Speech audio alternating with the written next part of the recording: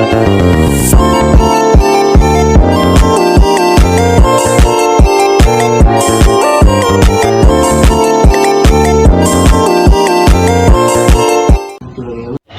Niana Mahda merupakan perusahaan yang memproduksi beberapa produk makanan dan minuman seperti mie instan, saus, minuman kaleng, dan susu pada tahun 2022. Perusahaan mengalami penurunan laba sebesar 16% dari tahun sebelumnya. Hal ini dikarenakan adanya salah satu produk yang mengalami penurunan penjualan. Ternyata, setelah ditelusuri dalam laporan penjualan produk mie instan, terus mengalami penurunan penjualan. Oleh karena itu, perusahaan melakukan evaluasi tahunan untuk membahas hal tersebut. Bagaimana penyelesaian masalahnya? Simak baik-baik video berikut ini. Selamat pagi rekan-rekan semuanya, terima kasih telah menyempatkan waktunya untuk hadir dalam rapat evaluasi tahun periode 2024 ini. Mungkin langsung saja kepada manajer keuangan untuk menyampaikan laporan keuangan pada periode tahun 2024 ini. Baik, terima kasih.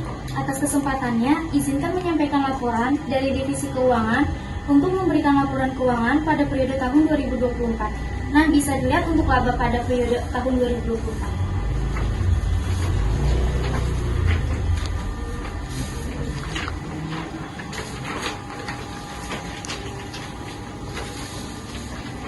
Sungguh sangat mengalami penurunan sebesar 16% dari periode sebelumnya. Bisa dijelaskan kenapa bisa terjadi penurunan laba? Jika dilihat dari laporan keuangan, terjadi penurunan penjualan pada produk mie instan dapat dibandingkan di awal penjualan pada produk mie instan meningkat pesat daripada penjualan di periode tahun 2006. Yang dimana dalam 1 tahun terakhir, penjualan mie instan mengalami penurunan sebesar 9,3%.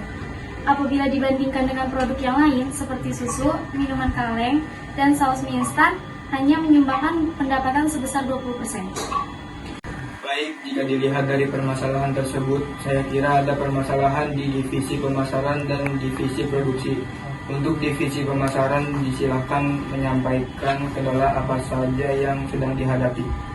Baik, terima kasih atas kesempatannya. Dari Divisi Pemasaran izin pelaporan kendala yang terjadi pada periode tahun 2024. Jadi, permasalahan yang ada di Divisi Pemasaran yaitu ada 3. Yang pertama, terkait pemasaran produk yang kurang maksimal di mana kita hanya melakukan promosi produk itu di media sosial dan brosur saja. Sehingga penyebaran informasi terkait produk kita itu kurang luas seperti itu.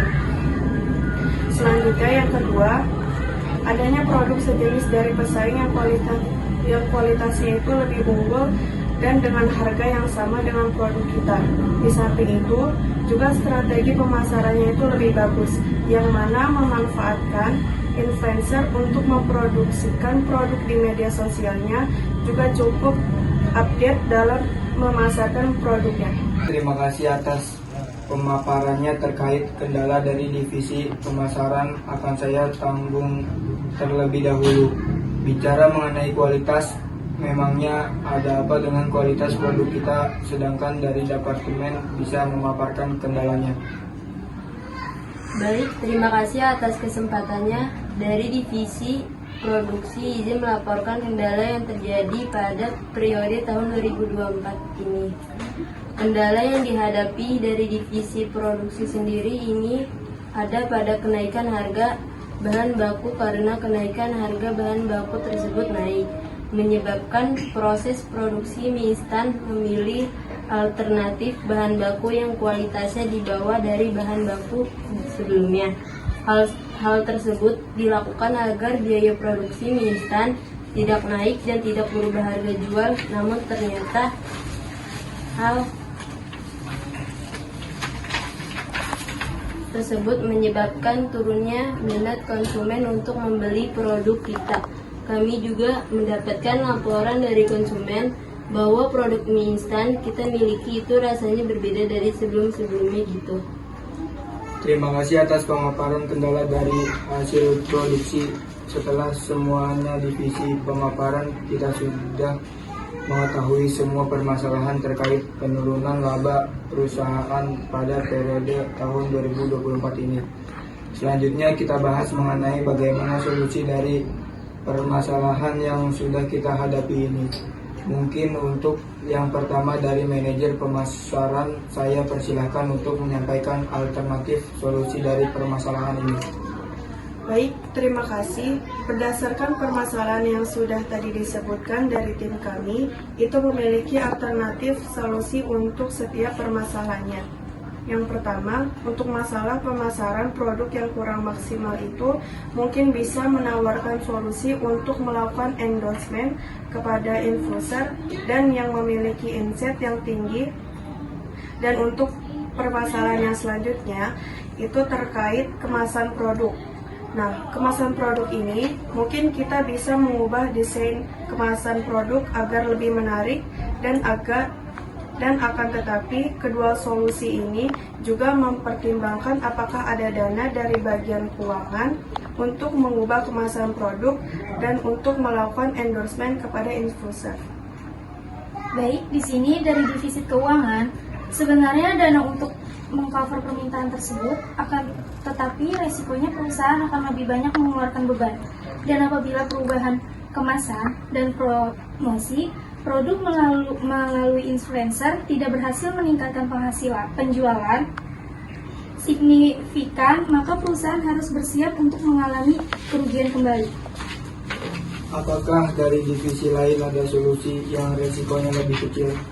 Izin memberikan solusi untuk permasalahan tersebut. Jadi menurut saya alternatif yang mungkin kita bisa kita lakukan dan memiliki resiko yang lebih kecil adalah menerbitkan saham perusahaan kembali untuk mendapatkan tambahan dana dengan mengubah desain dan keperluan promosi produk. Baik, terima kasih atas usulannya, bisa dijadikan pertimbangan selanjutnya dari divisi produk. Apakah ada solusi untuk kendala yang sedang kita hadapi ini? Baik, saya memberikan 3 alternatif solusi yang saya tawarkan. Yang pertama adalah bahan baku untuk pembuatan produk mie instan kembali menggunakan bahan baku yang semula kita gunakan. Akan tetapi harga produk yang kita naikkan atau mengurangi ukuran setiap produk yang kita miliki. Dan untuk solusi yang terakhir yaitu memberhentikan semua produk mie yang kita pasarkan. Jadi, menurut saya, alternatif yang paling baik digunakan adalah menggunakan bahan baku yang semua. Tapi ukuran produknya diperkecil. Karena apa? Karena kita ini menjual produk makanan yang mana konsumen akan membeli produk kita apabila kualitas baik dan rasanya enak.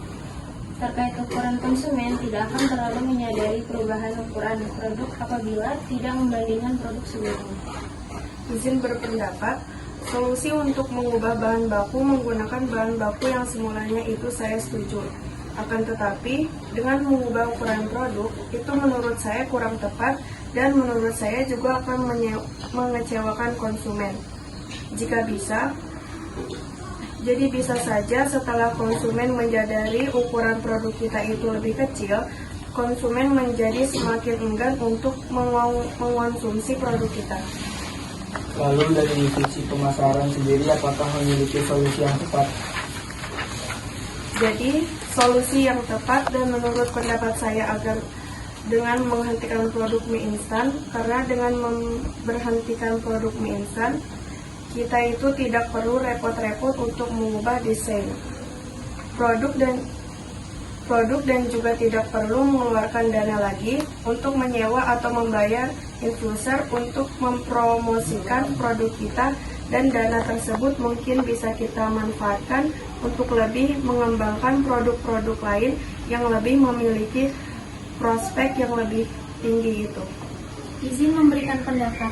Memang benar, merubah ukuran produk itu akan membuat konsumen kecewa, akan tetapi menghentikan produksi dari mie instan juga bukan solusi yang baik, karena jika kita lihat dari sisi biaya, tetapnya maka biaya untuk memproduksi 4 jenis produk dan 3 jenis produk itu sama. Nah, apabila suatu produk dihentikan, maka pembebanan biaya tetapnya akan lebih besar di setiap jenis produk, sehingga tetap akan berimbas pada setiap produknya. Baik, terima kasih atas alternatif solusi yang telah diberikan. Bagaimana dengan yang lainnya?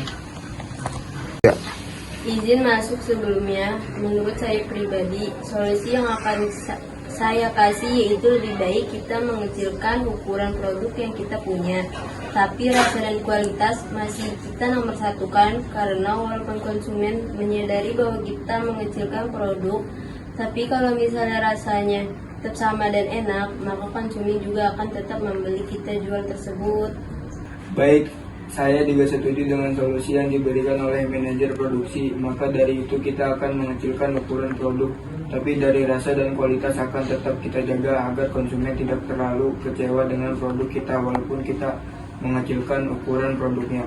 Untuk masalah keuangan yang ingin menerbitkan saham perusahaan terbaru akan tetapi dari manajer keuangan juga memantau grafik di pasar modal supaya kita ingin menambah endorsement kepada influencer dananya itu mencukupi. Untuk masalah tadi berhasil atau tidaknya itu tergantung siapa influencer yang kita pilih lebih baik yang sudah memiliki insight yang tinggi agar kita juga tidak rugi. Apakah dari semua divisi setuju dengan keputusan yang telah dibuat? Setuju.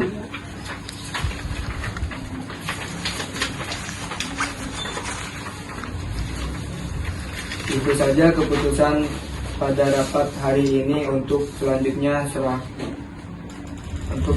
saya serahkan kepada sekretaris untuk menyampaikan notulensi pada rapat hari ini. Jadi, berdasarkan rapat evaluasi tahunan pada hari ini, kita mengetahui pada divisi keuangan mengalami permasalahan penurunan laba yang disebabkan penurunan laba penjualan pada mie instan. Kemudian, pada divisi pemasaran terdapat 3 permasalahan. Yang pertama, terkait pemasaran produk yang kurang maksimal, di mana kita hanya melakukan promosi di media sosial dan brosur. Yang kedua, adanya produk yang sejenis dari pesaing yang kualitasnya lebih unggul dengan harga yang sama terhadap produk kita. Kemudian, yang ketiga, terkait pemasaran produk yang dianggap kurang menarik, sehingga kurang memberikan informasi dan keunggulan produk yang lebih jelas. Kemudian, dari divisi produk mengalami kendala terkait kenaikan kendala bahan baku yang menyebabkan produk mie instan memilih alternatif bahan baku yang kualitasnya di bawah dari bahan baku semula. Namun, ternyata hal tersebut menyebabkan turunnya minat konsumen untuk membeli produk kita. Jadi, berdasarkan hasil diskusi terkait permasalahan tersebut, dapat diambil solusi dengan mengecilkan ukuran produk, tapi rasa dan kualitasnya akan tetap kita jaga, agar konsumen tidak terlalu kecewa dengan produk kita walaupun kita menghasilkan ukuran produknya. Untuk masalah keuangan yang ingin menerbitkan saham perusahaan baru, akan tetapi dari manajer keuangan harus selalu memantau grafik di pasar modal. Sekian notulensi yang dapat saya sampaikan. Selanjutnya saya kembalikan lagi kepada Bapak Direktur. Baik, terima kasih karena setiap divisi sudah menyampaikan evaluasinya dan kita juga sudah menemukan bagaimana solusi untuk kepadanya. Maka rapat ini saya akhiri dengan terima kasih kepada rekan-rekan semuanya yang telah meluangkan waktunya untuk mengikuti rapat evaluasi pada periode tahun 2024. Tetap semangat untuk melaksanakan progres setiap divisi. Sekian dari saya, mohon maaf apabila dapat kesalahan dalam penyampaian kata. Selamat melanjutkan pekerjaan masing-masing. Saya tutup. Selamat siang.